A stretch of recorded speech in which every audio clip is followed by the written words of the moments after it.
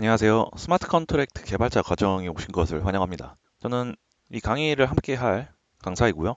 지금 보시는 챕터는 오리엔테이션입니다. 코드를 한 줄도 작성하지 않기 때문에 긴장하지 않으셔도 되고요. 개발 환경 설치도 없고 문법에 대한 설명도 없습니다. 대신 이 강의 전체에서 가장 중요한 질문 하나를 다루도록 하겠습니다. 우리가 왜 스마트 컨트랙트를 배워야 하는지, 그리고 왜 하필 이 솔리디티라고 하는 언어를 배워야 하는지요. 많은 분들이 오리엔테이션을 그냥 넘기고 싶어 하는데요. 빨리 코드를 보고 싶으신 마음 충분히 이해하지만 제 경험상 이러한 오리엔테이션을 제대로 보고 시작하신 분들과 건너뛴 분들의 완주율이 확연하게 다릅니다.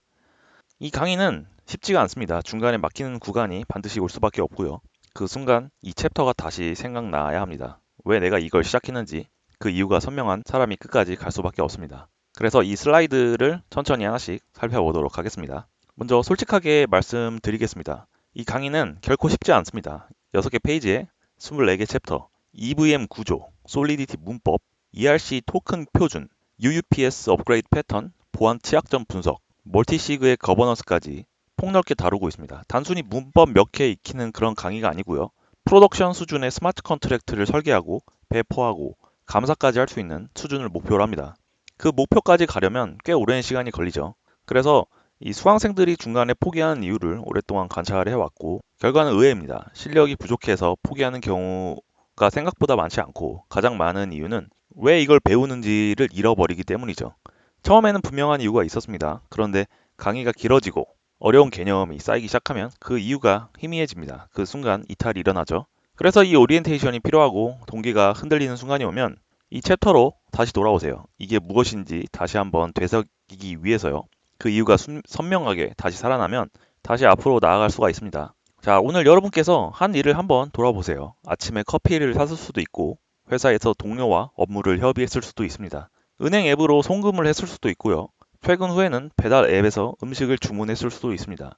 이 모든 행위의 바닥에는 하나의 공통 구조가 있습니다. 내가 만약 이것을 하면 너는 저것을 한다. 바로 이것이 계약입니다. 커피를 사는 것도, 일을 하고 급여를 받는 것도, 음식을 주문하고 배달을 받는 것도 모두 이 구조 위에 있습니다. 문제는 이 계약이 이행되려면 반드시 누군가를 믿어야 한다는 점이죠. 판매자가 돈을 받고 물건을 줄 것이라는 믿음, 회사가 일한 만큼 급여를 줄 것이라는 믿음, 배달 기사가 실제로 음식을 가져올 것이라는 믿음.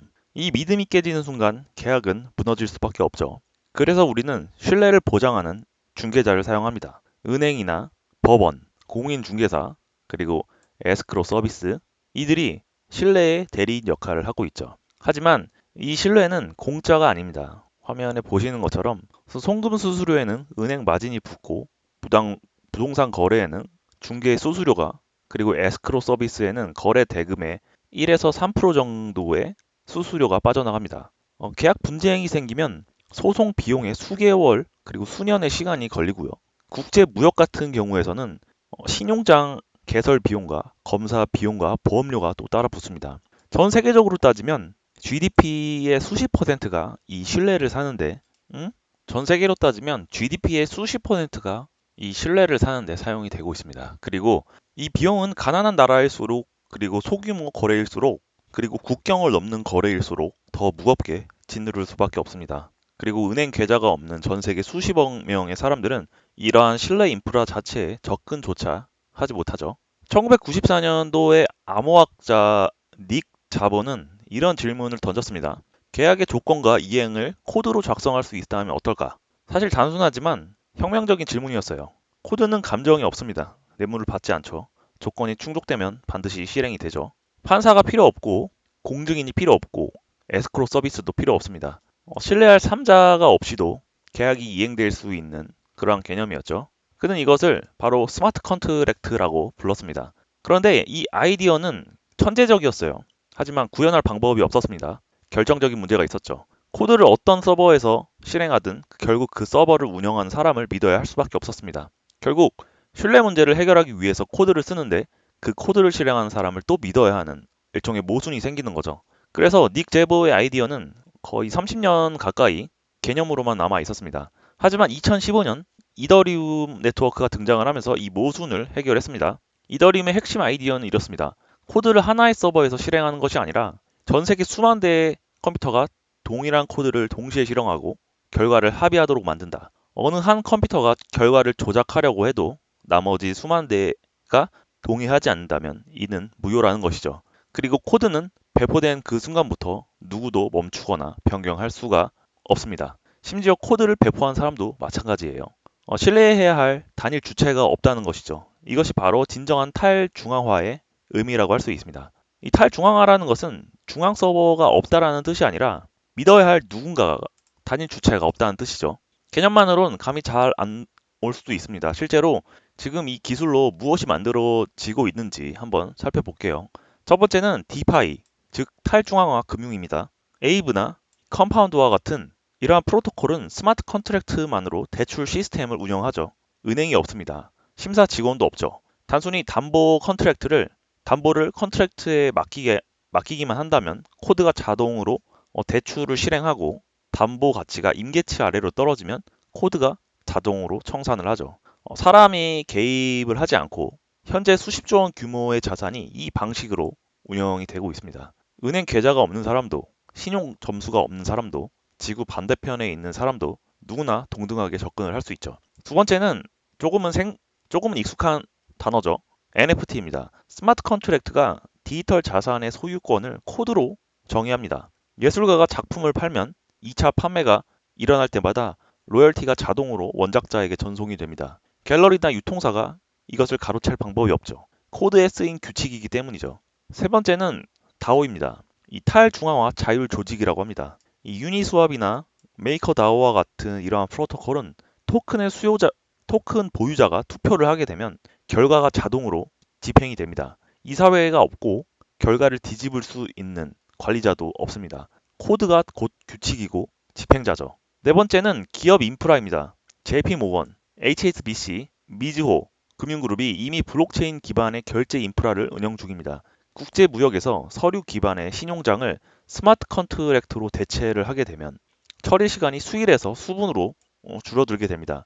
이 강의 페이지 6개에서는 멀티시그와 트래블, 컴플라이언스와 같은 이러한 것들이 이 맥락에서 나온 기술들이죠. 금융기관 실무에서 실제로 제대로 쓰이는 기술을 이 강의에서 배운다는 의미입니다. 자, 이제 가장 중요한 이야기를 하겠습니다. 스마트 컨트랙트가 왜 세상에 필요한지는 알겠습니다. 그런데 지금 이 강의를 보고 계신 여러분들, 구체적으로 여러분들에게 이 강의가 왜 필요한가입니다.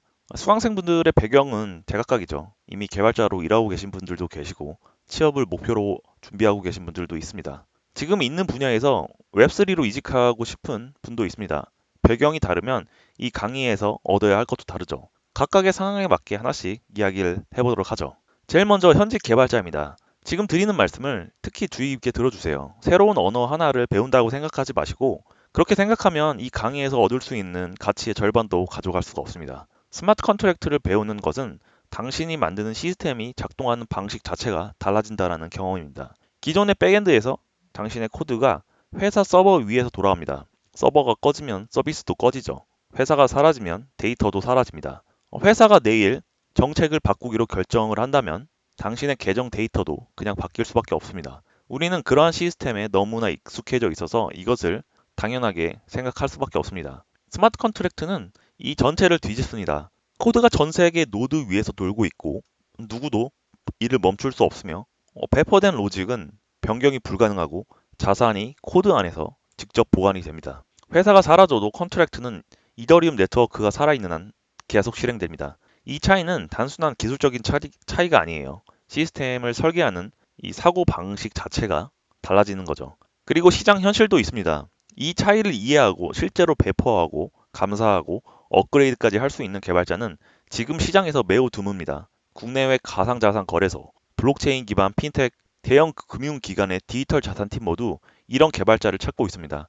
그 드문 사람이 되는 것은 지금 당장 경쟁 우위일 수밖에 없습니다. 자, 취업을 준비 중이라면 솔직하게 현실적인 이야기를 드릴게요. 스마트 컨트랙트 개발자 포지션은 일반 백엔드나 프론트엔드 포지션처럼 숫자가 그렇게 많지는 않습니다. 이것은 사실이에요. 그러나 반대로 이야기하면 경쟁자도 그만큼 적다는 뜻입니다. 그리고 이 시장은 계속 커지고 있습니다. 국내외 가상자산 거래소, 블록체인 기업, 핀텍, 대형 금융기관의 디지털 자산팀이 올리는 채용 공고를 보면 공통적인 조건들이 있습니다. 솔리디티의 작성 경험, ERC 토큰 표준 이해, 하드햇이나 파운드리 사용 경험, 스마트 컨트랙트 보안 감사 이해. 화면에서 보시는 것처럼 이 강의는 이 조건들을 페이지별로 하나씩 채워갑니다. 페이지 2를 마치면 솔리디티에 대한 작성 경험이 생깁니다. 그리고 페이지 3를 마치면 ERC 토큰 표준을 직접 구현해본 경험이 쌓입니다. 페이지 4를 마친다면 하드햇으로 실제 테스트넷에 배포하고 이더스캔에서 검증하고 전체 흐름을 해본 사람이 됩니다. 페이지 5를 마친다면 보안 취약점을 분석하고 감사 리포트를 직접 써본 사람이 됩니다. 그리고 페이지 6의 캡스톤 프로젝트는 그 자체로 포트폴리오가 됩니다. 이력서에 스마트 컨트랙트 공부 중이라고 적는 것과 세폴리아 테스트넷에 배포된 컨트랙트 주소를 적는 것은 생각보다 훨씬 더 차이가 큽니다. 면접관 입장에서 전자는 수없이 보지만 후자는 실제로 한 것이기 때문이죠. 그 차이를 만드는 것이 이 강의의 목표입니다. 지금 있는 분야에서 웹3로 넘어오고 싶으신 분이라면 기존 도메인 지식을 버릴 필요가 없다는 것을 먼저 말씀드리고 싶습니다. 금융이나 핀테크에 대한 배경이 있다면 페이지 6에서 다루는 멀티시그 거버넌스와 트래블루 컴플라이언스가 기존 업무 경험과 직접 연결이 됩니다. 바스프, 금융 규제, 자금 이동 추적, 이미 아는 개념들이죠. 거기에 스마트 컨트랙트 구현 능력이 더해지면 도메인도 알고 코드도 쓸 수 있는 사람이 되는 겁니다. 그런 사람이 되는 것은 매우 드물죠. 백엔드나 시스템 개발 배경이 있다면 하드햇이나 타입스크립트 테스트 코드, CI/CD 파이프라인 통합, 이미 익숙한 도구들과 방식입니다. 새로운 언어를 배우는 것이지만 완전히 새로운 세계로 가는 것이 아니죠. 기획이나 PM에 대한 배경이 있다면 페이지 1과 페이지 2만으로도 웹3 프로덕트의 기술적 제약과 가능성을 팀에 정확하게 설명할 수가 있습니다. 가스 비용이 왜 UX에 영향을 미치는지, 왜 특정 기능은 온체인에 올리면 안 되는지, 왜 업그레이드 패턴이 필요하게 된지 기술적 근거를 갖고 대화할 수 있는 기획자가 PM이 될 수밖에 없습니다. 기술 이직에서 중요한 것은 두 가지라고 생각합니다. 실제로 만들어 본 것, 그리고 그 맥락을 설명할 수 있는 것. 이 강의는 그 두 가지를 모두 준비시킵니다. 그렇다면 왜 솔리디티인가 하는 질문이 남습니다. 스마트 컨트랙트를 작성하는 언어는 솔리디티만 있는 것이 아니죠. 파이썬에 가까운 문법을 가지고 있는 바이퍼도 있고 솔라나에서 쓰고 있는 러스트도 있어요. 앱토스나 수이에서 쓰고 있는 무브 언어도 있고요. 그런데 왜 이 강의는 솔리디티를 선택했을까요? 답은 단순합니다. 이더리움에 대한 생태계가 압도적으로 크기 때문이죠. 전 세계 디파이의 총 예치 자산의 60% 이상이 이더리움 위에 있습니다. ERC20, ERC721, ERC1155는 사실상 전 세계 토큰 표준의 기준이 됐습니다. 이더리움이 없이는 디파이도, NFT도 대부분의 웹3 인프라도 지금과 같은 모습이 아니었을 겁니다. 오픈 제플린이라는 보안 감사된 라이브러리, 하드햇과 파운드리라는 성숙한 개발 도구, 이더스캔이라고 하는 검증된 인프라, 이 모든 것이 이더리움 생태계 안에 있습니다. 그리고 학습 전략 측면에서도 이유가 있습니다. 솔리디티를 제대로 배우게 되면 EVM이 보입니다. 이더리움 가상 머신이죠. EVM을 이해한다면 다른 VM 기반 언어로 이행하는 것이 훨씬 더 쉬워집니다. 기반을 가장 큰 생태계에서 가장 성숙한 도구로 쌓는 것이 전략적으로 맞습니다. 다른 체인이 커진다고 하더라도 그 기반을 이더리움에서 닦은 경험은 어디에서도 유용합니다. 일반 백엔드 개발과 스마트 컨트랙트 개발의 결정적인 세 가지를 짚어보겠습니다. 이 세 가지가 왜 이 강의가 24개의 챕터나 되는지를 설명을 하죠. 첫 번째는 배포 후 수정이 불가능하다는 것입니다. 일반 서버라면 버그를 발견하면 코드를 수정하고 다시 배포를 하면 되죠. 스마트 컨트랙트는 배포된 코드를 바꿀 수가 없습니다. 블록체인에 올라간 코드는 영구적입니다. 이 때문에 이 강의에서 보안 감사와 업그레이드 패턴을 별도 페이지로 다루는 이유죠. 배포 전에 모든 취약점을 잡아야 하고 혹시 모를 상황을 위한 업그레이드 경로를 미리 설계해야 하는 것입니다. 이것은 일반 개발에서는 필요 없는 사고 방식입니다. 두 번째가 정말 중요한데요. 코드가 직접 돈을 보관합니다. 일반 서버가 실패하면 단순히 서비스가 중단되는 것으로 끝나죠. 하지만 자산 자체가 사라지거나 하진 않습니다. 이 스마트 컨트랙트가 해킹이 된다면 그 안에 보관되어진 자산이 즉시 탈취가 되거나 잠겨버립니다. 2016년 다오 해킹 사건에서 재진입 버그 하나 때문에 당시 가치로 약 600억 원이 탈취가 됐습니다. 패치를 할 수도 없었고 배포를 다시 할 수도 없었습니다. 코드를 바꿀 수가 없으니까요. 결국 이더리움은 하드포크로 분열이 됐고 지금은 이더리움 클래식과 이더리움으로 나눈 역사로 남아있죠. 코드 버그 한 줄이 블록체인의 역사를 바꾸게 된 셈이죠. 자, 세 번째는 가스 비용이 설계를 결정한다는 것입니다. 서버 코드는 얼마나 복잡한 로직이든 서버가 처리를 하죠.